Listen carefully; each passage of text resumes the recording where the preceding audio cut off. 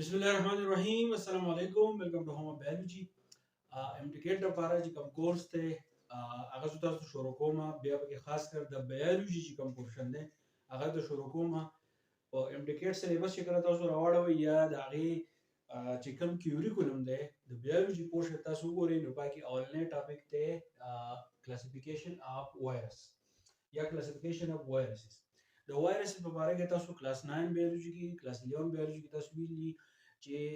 کوم وایرس چې دی دا زموږ سره د لیوینګ او د نان لیوینګ کوم ارګانیزم چې دی دا هغه په باونډري لاین باندې چې دی پروت دی یعنی په دې کې څه خصوصیات داسې دي چې هغه د لیوینګ ارګانیزم دي څه خصوصیات پکې داسې دي چې هغه د نان لیوینګ ارګانیزم دي په دې کې موږ خبره کوو چې وایرس چې دی موږ کلاسیفیکیشن کوو په دوه بنیادونو باندې اولنې بنیاد دا دی on the basis of host وایرس چې کله په یو هاست په یو سیل باندې اٹیک کوي په یو ارګانیزم باندې اٹیک کوي نو دا غي په بنیاد باندې مونږه د وایرس کلاسیفیکیشن چې دی څنګه کوو او بل زموږ سره دی چې on the basis of morphology چې د دې سټرکچر او شیپ چې دی څنګه دی نو په دې دوه خبرو په بنیاد باندې مونږه د دې کلاسیفیکیشن کوو او نه به مونږ راوالو انیمل وایرسز یعنی هغه وایرس چې هغه په انیمل باندې اٹیک کوي هغه انیمل وایرسز دي چې parasite on animals parasite مونږ وایو مفتخورو ته یعنی دا وایرس چې کله په انیمل باندې اٹیک وکړي نو هغه په مفت باندې د دې د سیلز چې دی په خپل کنټرول کې والی او د دې چې کوم آر ان ای یا ډي ان ای دی دا غي سیلز ته دننه کی او بیا چې کوم ریپلیکیشن کوي نو د دې انیمل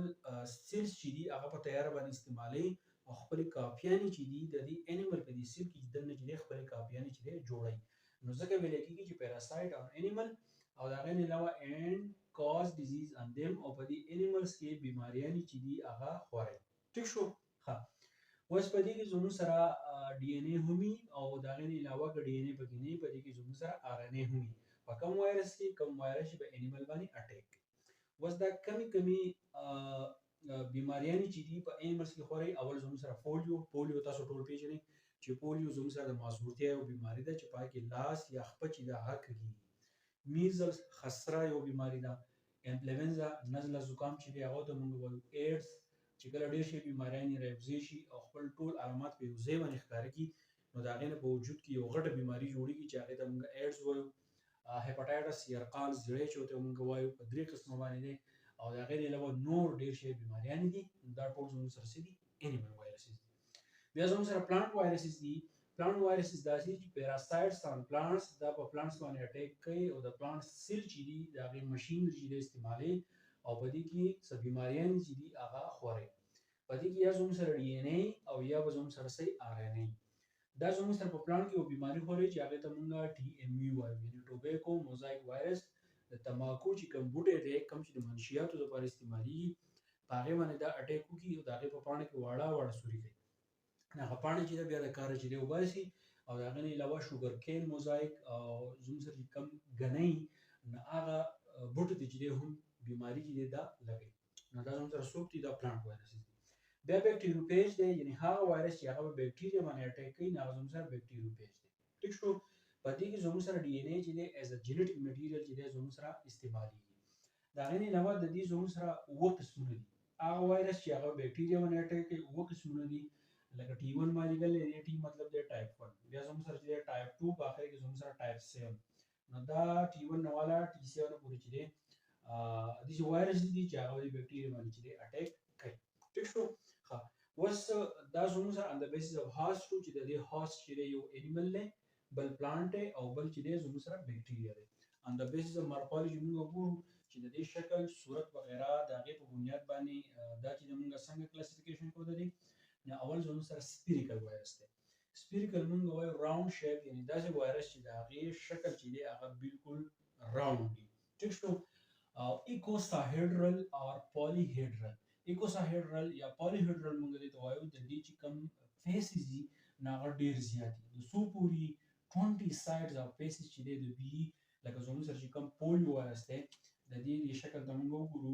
نو دا زموږ سره د دې سایډ شي هغه زموږ سره ډیری په دې طریقه باندې چې هغه یي ټیک شو نو دا زموږ سره سپیریکل وایرس دی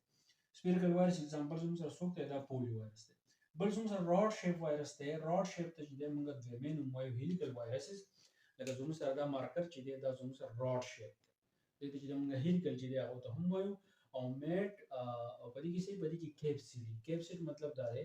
د دې چې کوم جینیټیک میټیریال دی نو دا غي نه چاپیره داسې یو پروتین کوټ چې دی هغه جوړ شوی دا غي ته چې موږ کیپسید وایو او دا زموږ سره سنگل ټایپ اف پروتین چې دی هغه جوړي د راډ شیپ کم وایرس کوم एग्जांपल چې دی هغه زموږ سره ټي ام وی دی یعنی ټوبیکو موزایک وایرس د دې شکل چې زموږ سره داسي بل زموږ سره ټیټفول وایرس ته ټیټفول وایرس کپرس کومه په پښتو کې وایي موږ ته کټیسی دی وایو په دې وبو کې چې زموږ سره کوم ارګانیزم ګرځي تاسو لیدلې اکثر هغه سیندخان چې دا غو سر چې دی غټي او شاته چې دی سلکې شان دي دا زموږ سره ټیټفول وایرس دي ټیک شو دي کې یو زموږ سره چې دی هیډي او یو په زموږ سره چې دی ټیګي دغه نه علاوه دي ته مونږه کمپلیکس وایرس چې دی هغه ته هم وایو او ټول وایرس کې دا زموږ سره کمپلیکس دی او د دې एग्जांपल زموږ سره څوک دی د एग्जांपल چې بیکټیریوفیج دی لکه د دې تاسو وګورئ زموږ سره بیکټیریوفیج دی